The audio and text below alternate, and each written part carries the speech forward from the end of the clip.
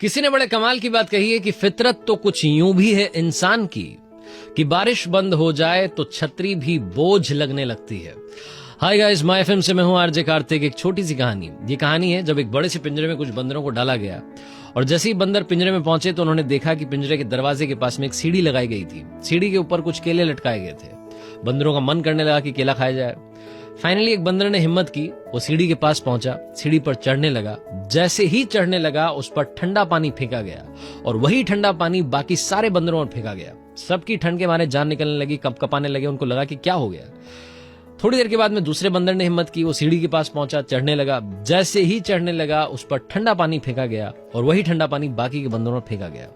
तीसरे बार फेंका गया, चौथे बार फेंका गया। धीरे धीरे बंदरों को समझ में आ गया कि अगर हमने कोशिश की तो सजा हम सबको मिलेगी, ठंड के मारे हमारी जान निकल जाएगी, इसलिए वहां नहीं जाना है।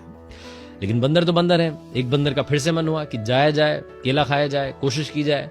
वो पहुंचा सीढ़ी के पास में। जैसे ही चढ़ने लगा उससे पहले ही सारे बंदरों ने मिलकर उसकी पिटाई कर दी। इससे पहले कि उसको ठंडा पानी फेंका जाता, बंदरों ने मिलकर के उसकी धुनाई कर दी। वो चुपचाप डर के मारे बैठ गया। थोड़ी देर के बाद फिर से किसी ने कोशिश की। वो पहुंचा सीढ़ी के पास में, उससे पहले कि ठंडा पानी फेंकते उसकी फिर से बंदरों ने मिलकर पिटाई कर दी। अब जिस कलाकार ने इन सारे बंदरों को पिंजरे में पहुंचाया था उसके दिमाग में एक नया आइडिया आया। उसने एक पुराने बंदर को बाहर निकाला और नए बंदर को अंदर पिंजरे में डाला। जब नया बंदर अंदर पहुंचा तो उसे तो मालूम नहीं था कि अंदर क्या चल रहा है। उसने देखा कि सीढ़ी लगी हुई है, सीढ़ी के ऊपर केले लटके हुए हैं। उसका मन हुआ केले खाने का। वो सीढ़ी के पास पहुंचा। इससे पहले कि सीढ़ी पर चढ़ता सारे बंदरों ने मिलकर के उसकी पिटाई कर दी। उसे समझ ही नहीं आया कि हुआ क्या है। फिर से एक पुराने को बाहर निकाला गया, नए बंदर को अंदर लाया गया। नया बंदर जैसे ही वहां जाने की कोशिश करता, पुराने मिलकर उसकी पिटाई कर देते।